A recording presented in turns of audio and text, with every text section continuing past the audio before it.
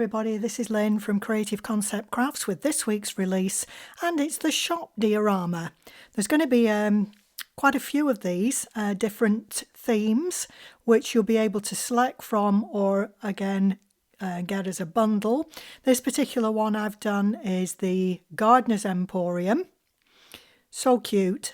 Normally a diorama is closed at both sides. But I decided that because of what's inside it, you can't really see it through the windows that well. So I've left it open at one side, and then you can reveal I've put in a hanging basket. There's a little box with the tools in.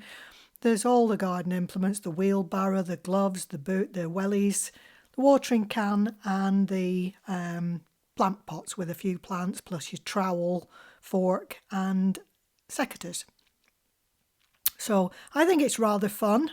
But it does lend itself for many very different things. That's the matching box as always. And that will go down to go into the box. Obviously, because there's a bay window on the shop, I won't be doing an envelope box for this collection. So it'll be the card with the envelope box and then the optional inserts. So what do we need for this card? So we'll talk you through all the pieces as we go. I'll be putting in with each collection the shop emporium, whatever it happens to be, whether it's gaming, whether it's sport, whether it's the shoes, whether it's the gardening or whatever it happens to be. So there'll be a couple of greetings inside with each one. There's the card base, which has been folded already.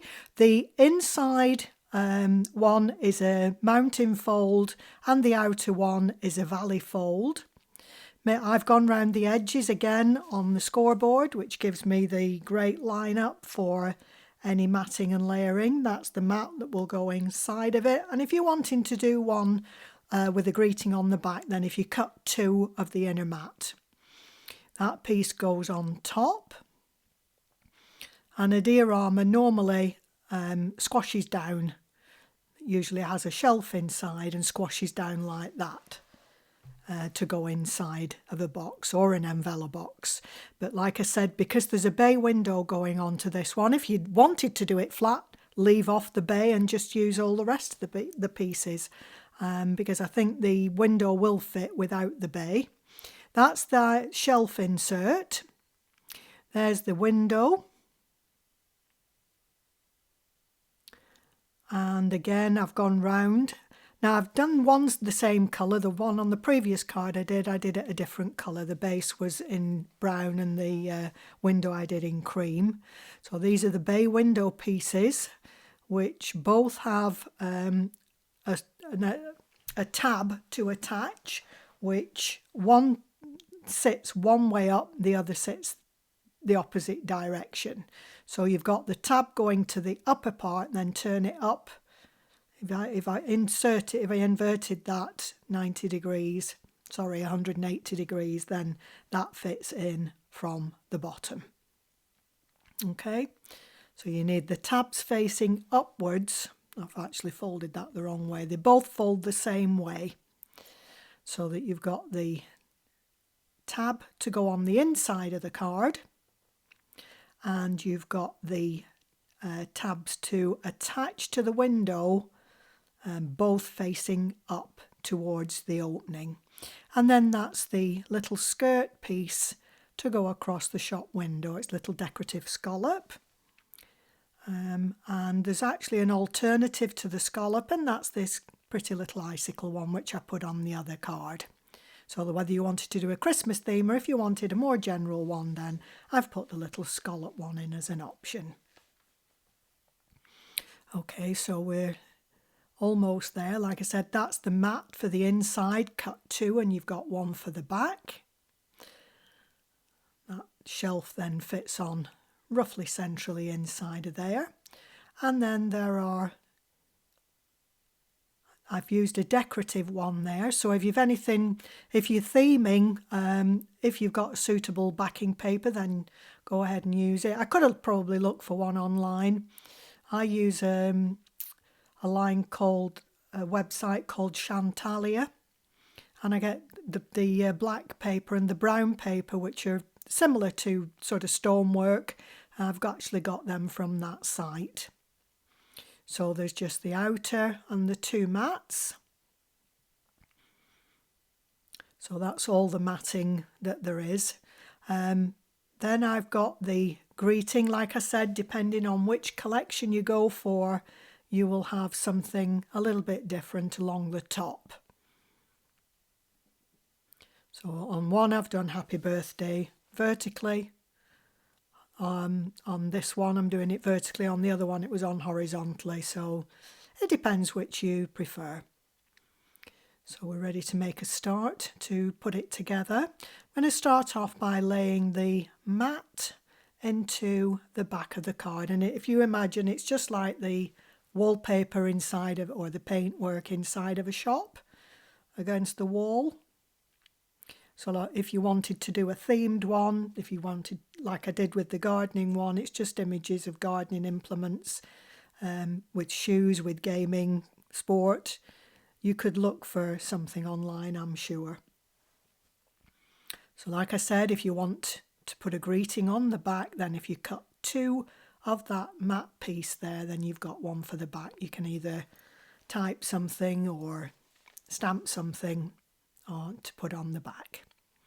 So we're going to now move on to the start of the creation of the window.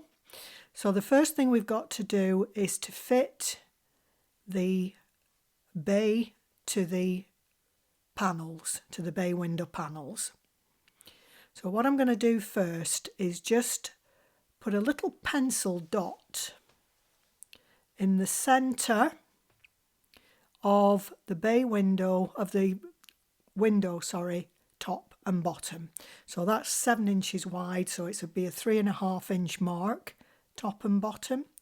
It's just because there's an overhang on the window, you need the placement for the centre and work from the centre out to each edge. That's 6 inches. So I'm giving it a mark at 3 inches, which is actually 1, 2, 3, 4, 5, 1, 2, 3, 4, 5. So it's in the centre. There's 5 scallops on each side, 5 little tabs on each side. So I'm just going to repeat the same thing, 1, 2, 3, 4, 5, and just put a tiny little pencil mark. You won't see it by the time everything's constructed. I'm just now curving the bay window. If you didn't want to put it on as a bay, you could probably put it on flat on the card without any shape. But I just love the bay window. I think it's so cute. So I'm going to start by attaching it in the centre and then gradually coming towards the outer edge.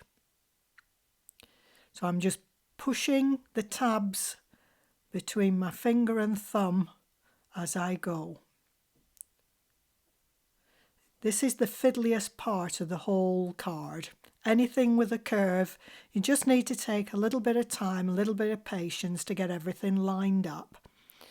But it's so worth it. It's such a cute card. If you wanted to, you could cut a piece of acetate the same size as that window and attach that onto the window as well. I actually didn't think it was necessary, but you could easily do that. So you'll find, once you get all that housed, that there's about 1/2 inch overlap on each edge. You may just about be able to see the pencil line, possibly not with the angle. And if you look, there's about 1/2 inch overlap on each end. So the window is wider than that little piece, and it's deliberately done like that, so don't think you've done anything wrong. So we're going to repeat exactly the same thing and add the other half to the bottom of the bay.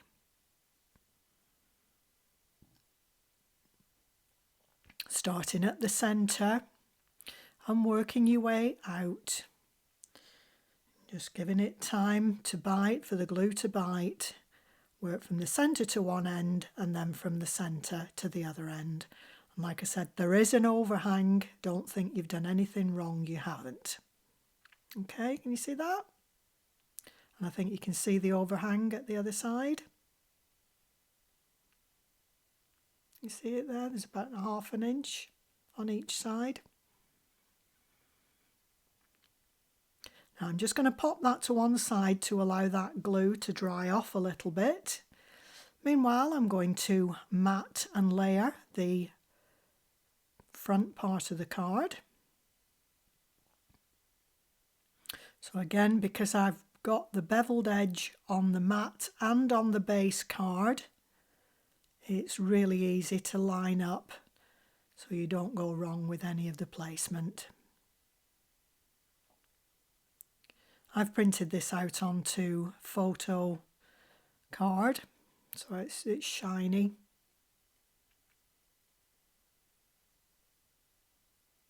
And now I'm just going to burnish those lines back down again. It's difficult to do on photo card, it tends to stick a bit, but just persevere with it.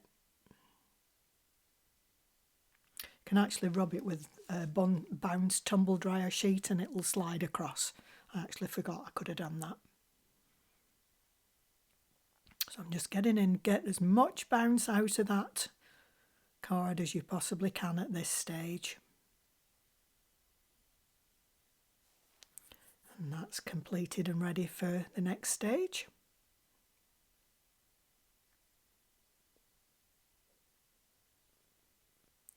So now what I'm going to do is start to add the little decor pieces to the shelf, or the 2 shelves.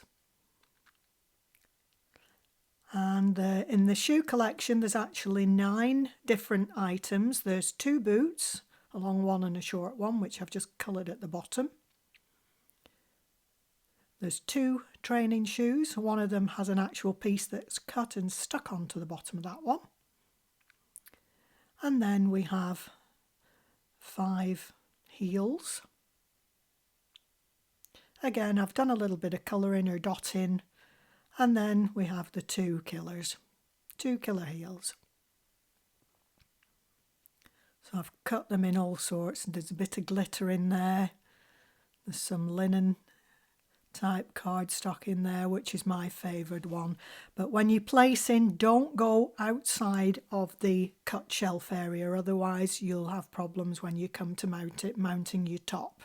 So whatever you do, you can line them to the top of or the bottom of the shelf. It's just a matter of until you're happy with where the placement all is. But whatever you do, keep within even the edges of the shoe, keep them within that cut area. You need space to attach on the outer part. Okay, so I think I'm roughly happy there. So I'm going to start off by adding the long boot because it's the biggest piece. So you get the biggest one in position and then you can work round with the other pieces. I'm going to take it to the bottom there.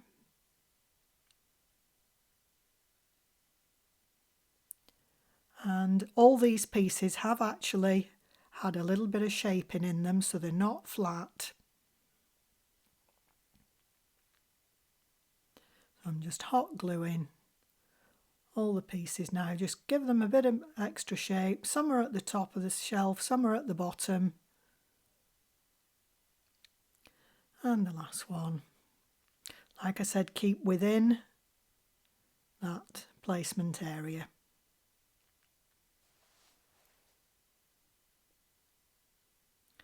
And there's the piece ready to attach. Now I have made a slight adjustment to the placement of that shelf and I'll explain it when I've completed. There's 2 more that you could have added if you prefer the more casual look with the trainers rather than the heels. So I'm giving it a little bit of shape, that shelf, because it's going into the bow window.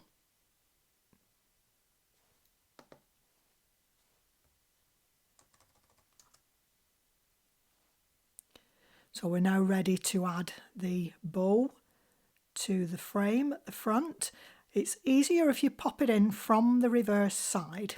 So put the bow down on the desk and then just pop your frame over the top.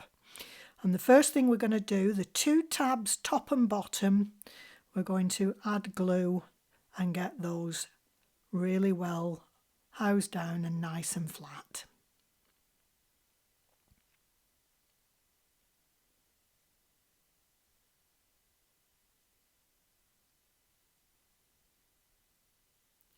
So you really get this down nice and flat.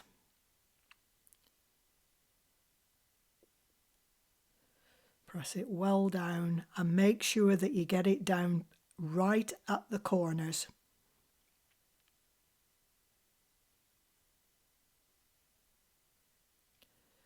It'll start to look a little bit misshapen at this point. Don't worry, it'll straighten itself out. So we're going to repeat exactly the same thing at the other end. So the first tabs you're doing are the big ones, top and bottom.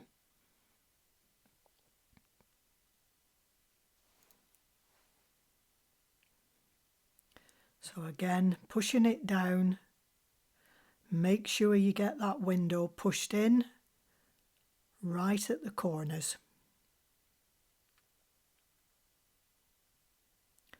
So make sure those are well housed down, and then you can arrange the sides.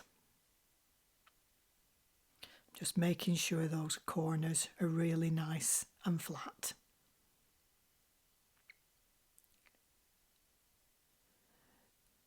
Now what we're going to do is to add glue to half of the area on the inside of the window.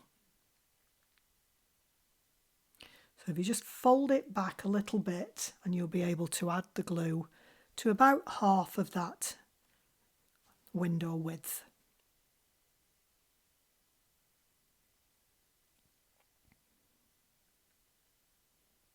So can you see there's about half of that being glued?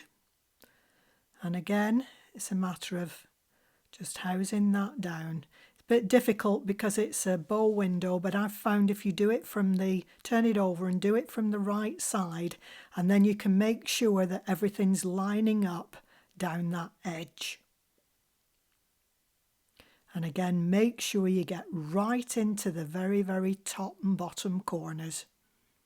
Get everything housed down nice and flat. Just give it a good push right at the corner where the bow starts to shape away. So can you see there? You've got top and bottom and one side completed there. So we're now going to repeat exactly the same thing on the other side of the window. So I'm just folding the tab, not the tab, it's the shaped piece, folding it back to get at the glue, and then turn it to the right side, and then you can line it up and shape the bow.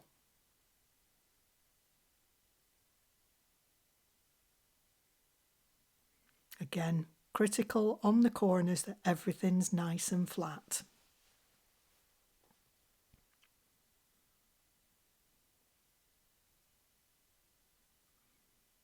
Okay, you can see that now. Top, the sides and the bottom. And if you need to, just slightly reshape if any of the bow pieces have just gone out of shape with pushing them around, just give them a little push and they'll slot back into shape again. Now we're going to add the little decor piece across the top of the bay, and again I'm just shaping it by pulling between my hand and pulling with one hand and shaping with the other. So we're going to add glue just across the top of the window.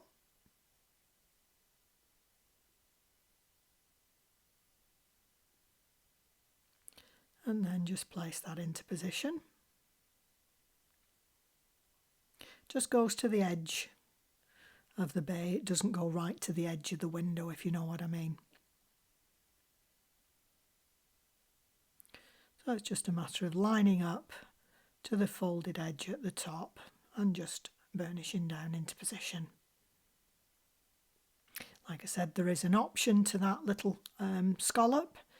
There is the icicles which you could put in instead.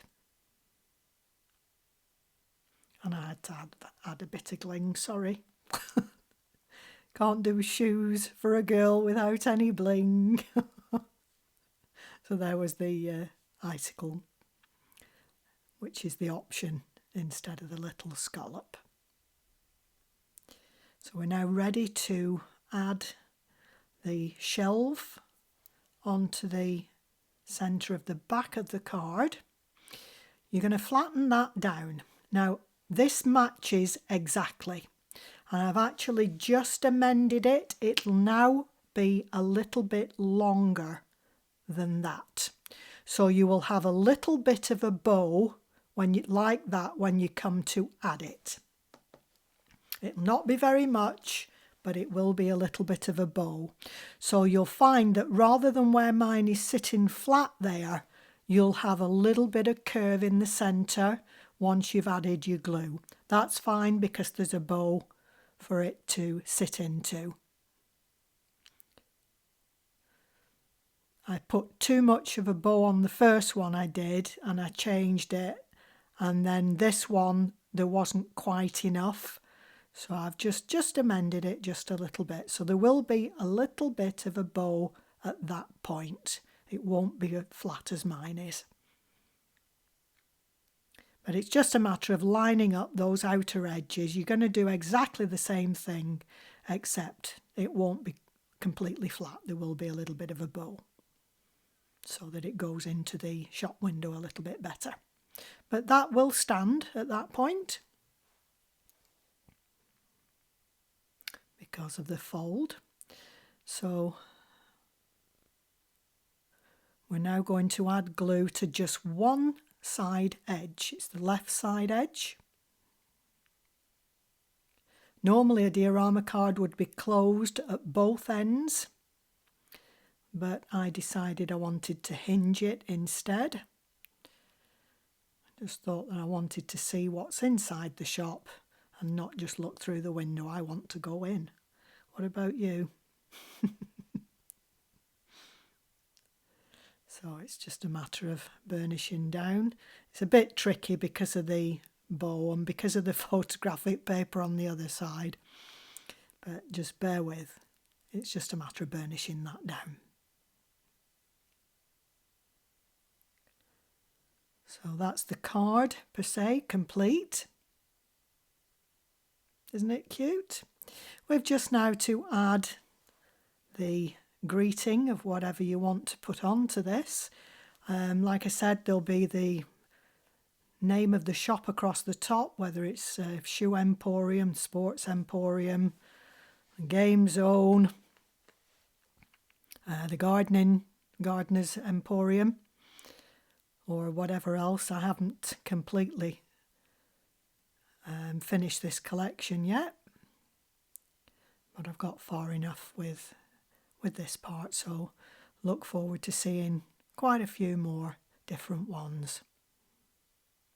I'll put pictures of the items for the decor when I release the collection. So I've just added the greeting onto a little bit of foam tape.